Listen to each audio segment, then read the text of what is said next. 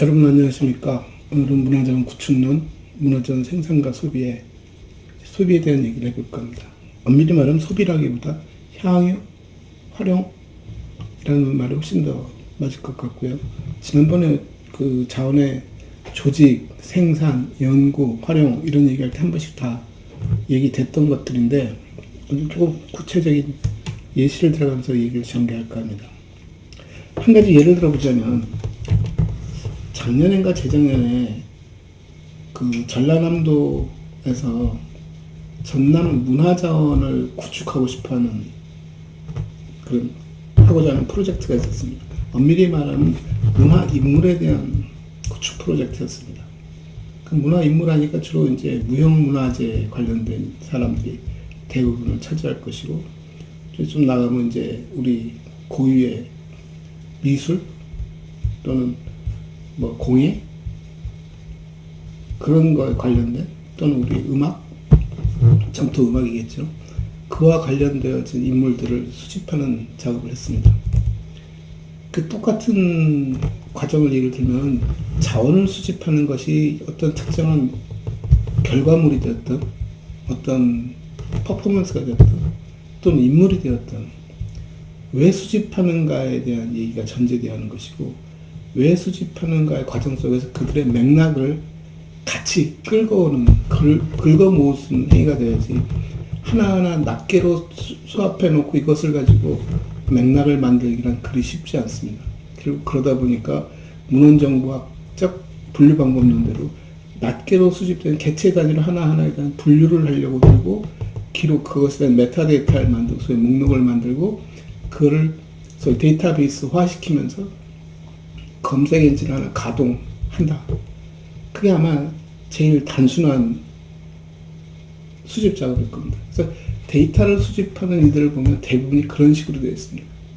데이터, 뭐 책을 예를 들면 책 한 권이 들어오고 책 한 권에 대한 분류를 하고 분류된 책의 목록을 만들고 이것을 데이터베이스화 시키고 목록에서 키워드를 추출하거나 분류번호를 추출하거나 주제명을 추출하거나 관련된 선의사항들을 추출해서 접근성을 주고 검색 엔진을 통해서 필요한 데이터를 찾아내면 그 데이터의 메타데이터, 소위 목록을 보여줌으로써 뭐 이제 작업이 끝나는 거겠죠. 그 다음 단계 그걸 활용하는 사람의 몫이라고 딱 건네주고 맙니다. 그러니까 시스템, 생산하고 수집하는 쪽의 입장에서는 그걸 관리하는 것이 자기 주 목적이고, 관리는 필요한 사람들이 그것을 필요한 것을 찾아내는 데까지의 기능을 제공해 준다. 문화자원에 대해서 역시 똑같은 식으로 접근하다 보니까 문화 인물을 수집한다면 주로 인물을 수집하게 되고, 그 인물이 생산하거나 인물이 갖고 어떤 퍼포먼스, 인물이 갖고 어떤 재능, 이런 것들을 낱개로 다 수집되어진 작업을 합니다. 그리고 조금 진일보했다 그러면 이제 메타데이터를 어떻게 만들 것인가에 대한 얘기가 소위 과거의 목록보다는 조금 더 발전된 형태를 취한다고 볼 수 있겠죠. 근데 메타데이터라는 것도 그 개체 하나하나에 대해서 춤이면 춤, 노래면 노래, 뭐 도자기면 도자기, 그 하나하나에 대한 메타데이터를 만드는 작업이다 보니까 중요한 건 이제 요소군을 뭘 뽑니가 이제 굉장히 중요하게 되어지죠.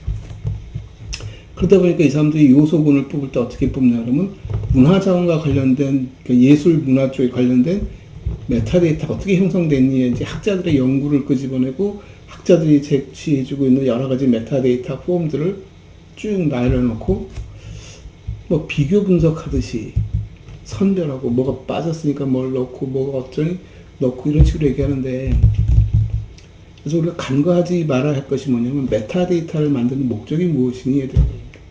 메타데이터는 절대적인 가치 부여를 하는 것이 아닙니다. 그러니까 예를 들면 나에 대한 메타데이터, 뭐 한 가지예요. 이력서를 만든다면 그 이력서가 나에 대한 절대적 가치를 부여하는 게 아니라는 얘기죠.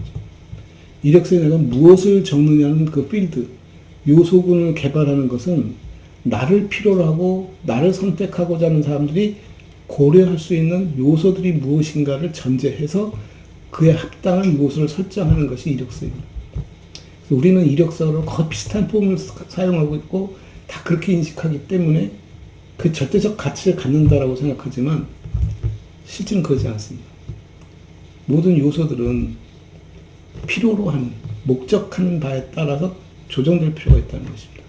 그래서 같은 얘기로 문화 자원을 수집할 때도 문화 자원에 관련된 요소를 어떻게 개발하느냐는 수집의 목적에 있는 것이고 활용의 방법에 있는 것이고 어떤 식으로 활용할 것인가에 대한 얘기고 그리고 문화 자원 했을 때 우리가 활용 얘기하고 기록했을 때 활용 얘기를 했을 때 가장 많이 나오는 얘기가 맥락에 대한 얘기, 컨텍스트에 대한 얘기를 하는 것이고 그 컨텍스트를 갖고 있는 컨텍스트로 연결돼서 집단, 일군의 기록들을 동시에 찾아내는 작업이 전제될 필요가 있겠다 했을 때 메타데이터는 각각의 메타데이터들의 중요성보다는 이 각 하나의 군집을 형성하는 맥락에 의해서 군집을 형성하는 집단을 어떻게 정의하고 그거를 표현해낼 수 있을까에 관련된 어떻게 보면 해석 자원에 대한 또는 그 관계 자원에 대한 메타데이터를 개발하는 것이 더 중요하다. 그것을 지난 시간에 얘기를 했었고 그렇게 해서 나온 방법론 중에 하나가 전시라는 얘기를 했습니다.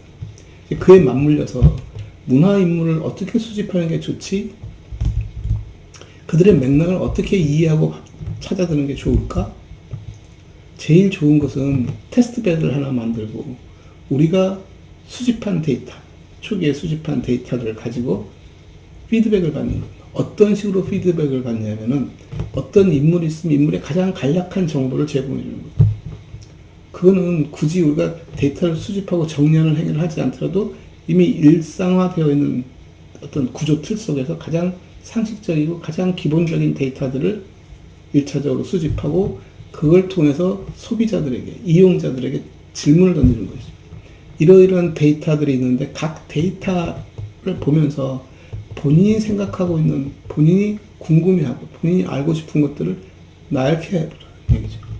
그럼 어떤 인물에서 이 인물은 어떤 집안에서 태어났지? 라는 질문도 들어올 수 있고 이 인물이 했던 일이 무엇이지? 라고 하는 얘기도 할 수 있고 이 인물이 만든 그린 그림이 어떤 가치가 있지라고 물어보고 이 사람은 어느 시대에서 살았냐고 물어볼 수도 있고 굉장히 다양한 단답형의 질문서부터 시작해서 소위 도서관에서 말하는 레퍼런스 서비스의 단답형, 즉답형에 대한 질문 또는 지시형 질문 어느 자원을 찾아볼 거면 질문 하는 리서치형 좀 고민하고 연구하고 그런 어떤 가설을 전제한 어떤 프로세스가 필요한 질문들도 있을 수 있습니다.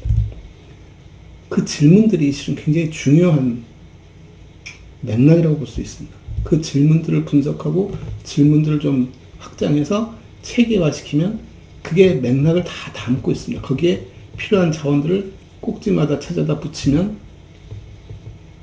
하나의 컨텍스트 군집을 하나 형성해낼 수 있다는 것이죠. 그래서 어떤 인물이면 인물과 관련된 데이터들을 중심으로 해서 거기서 생성되어질 수 있는 많은 질문들 많은 의문들, 궁금증들 그런 걸 최대한 뽑아내는 작업을 하는 것이고 그 뽑아낸 작업들을 망라해서 그와 관련되어진 컨텍스트 군집을 그룹핑해서 비슷한 질문을 묶어내기도 하고 복잡한 질문 좀 몇 개 가닥을 쳐서 두 조각, 세 조각으로 조각을 내기도 하고 그래서 그런 식의 질문을 모아내고 그 질문들을 일반화시키는 작업을 하면 일반화를 시킨다면 사람의 일생에 대한 얘기를 한다든가 사람의 작품에 대한 얘기를 한다든가 작품의 특성에 대한 얘기를 한다든가 그래서 상당히 여러 개의 그룹핑 작업을 할 수 있을 겁니다.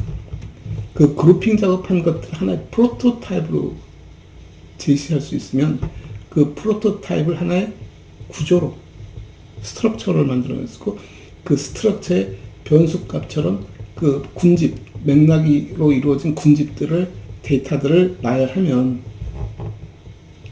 그게 실은 우리가 바라보는 전시의 모습을 하고 있다는 거죠. 전시는 그런 질문 중에 하나를 던진 겁니다. 이 사람의 인생은 왜 이럴까? 이 사람의 삶은 어떤가? 이 사람은 어떤 성향의 작품 활동을 했는가? 그것과 그 시대 상각은 어떤 관계가 있는가? 같은 성향을 가진 사람들끼리는 어떤 식으로 교류를 했거나 어떻게 그런 것들이 그 시대를 풍미했는가? 뭐 이런 질문들을 일반화시켜 놓고 거기에 특정 인물을 건다든가 특정 자원을 갖다가 건다든가 하면 거의 일관된 스토리들을 생산해낼 수 있다는 것이죠. 그게 체계화에 대해서 프로토타입을 만드는 작업에 대한 얘기고 소위 구조화에 대한 얘기가 됐습니다. 우리가 데이터베이스를 얘기하고 컴퓨터 프로그램을 통해서 우리가 서비스, 플랫폼을 얘기할 때 나오는 것들이 바로 그런 것들입니다. 서비스 어떻게 일반화시킬 수 있을까? 사람들의, 소비자들의 질문을 어떻게 표준화시킬까? 그 어떻게 구조화시킬까? 그걸 어떤 프로세스로 전개시킬까?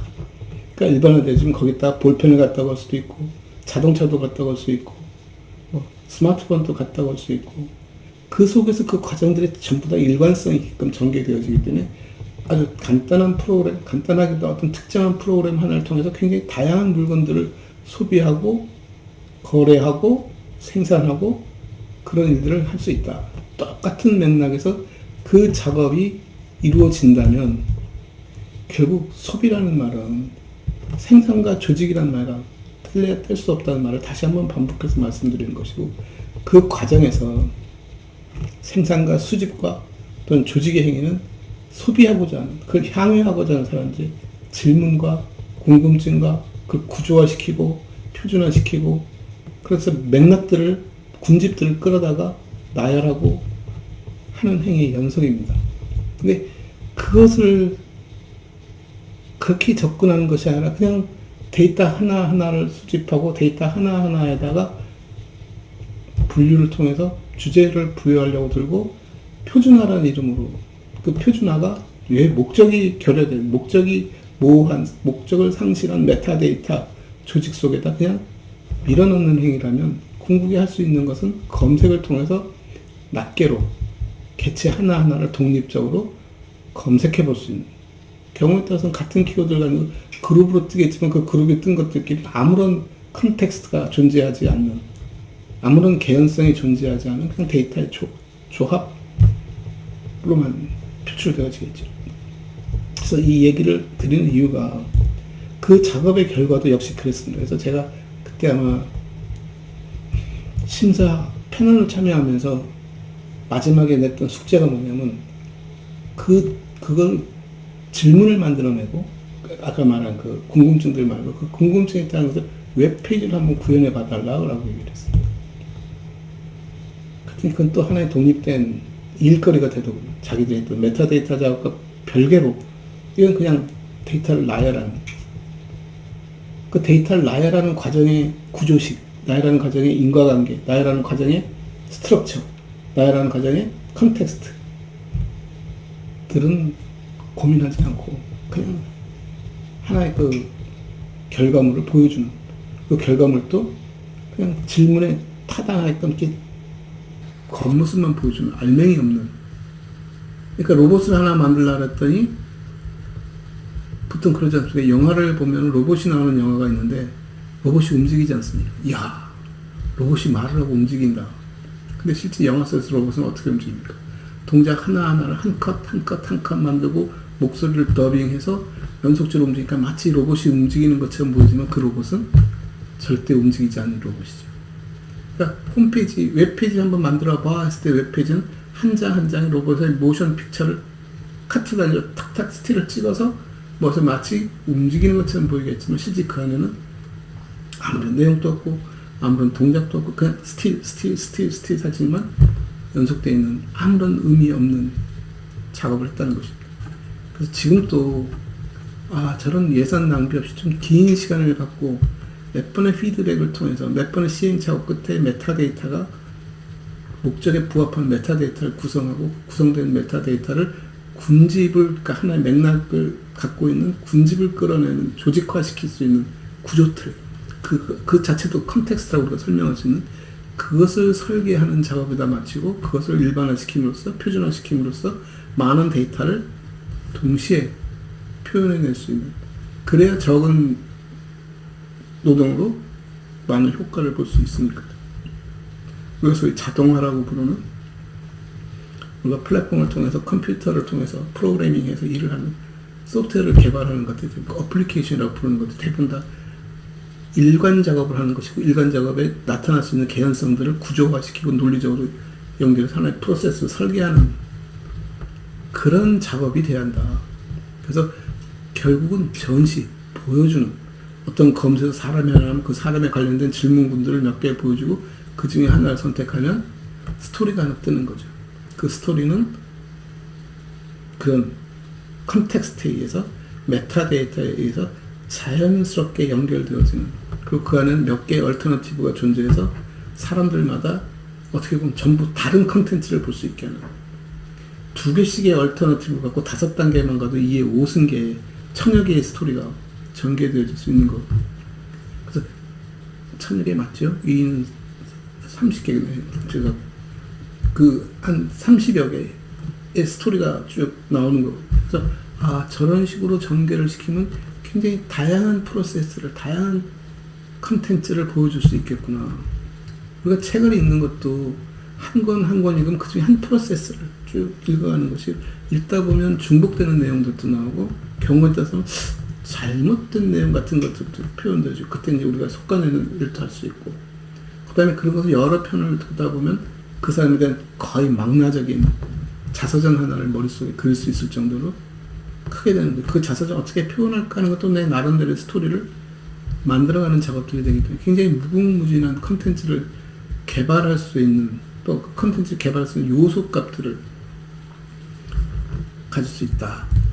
그래서 문화자원은 활용하는 데다 초점을 맞추고, 활용에 있어서는 그 사람의 그 자발성 또는 자기의 어떤 의도성, 의지를 반영할 수 있는 그런 활용.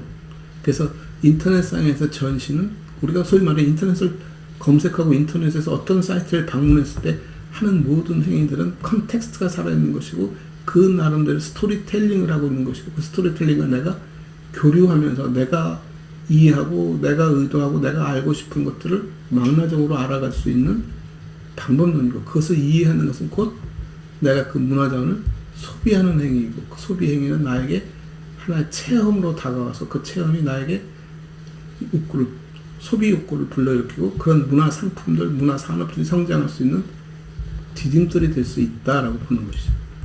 그게 진정한 문화자원을 소비하는 방법이고, 그 소비하는 방법의 가장 첫 번째 방법론이, 이거는 어떤 소비하는 어떤 대상에 대한 얘기가 아니라 소비하는 방법에 대한 얘기를 하는 것이고, 그것이 바로 전시를 말하는 것이고, 기록을 통해서 기록자를 어떻게 군집화시키는, 컨텍스트로 엮여진 군집을 만들고, 군집에 따라서 스토리텔링 할 수 있는 메커니즘을 설계하고 하는 것들은 조직과 수집 단계에서도 일관적으로 고민해야 할 대목이라는, 누누이 얘기했던 것들의 결정판적 얘기를 하는 것이다. 그래서 그것이 끝나고는 이제 그 다음에 할 수 있는 것들이 뭐냐면 진짜 향유에 대한 얘기 할 것이다. 향유라는 것은 결국 그런 문화자원들에 대한 이해가 커지면 갖고 싶은 욕심도 생길 것이고, 해보고 싶은 욕심도 생길 것이고, 경험처럼 혼자 그 체험하는 방법, 공동으로 체험하는 방법, 하나의 상품으로 개발하는 법, 그걸 사용하는 법, 그걸 즐기는 것.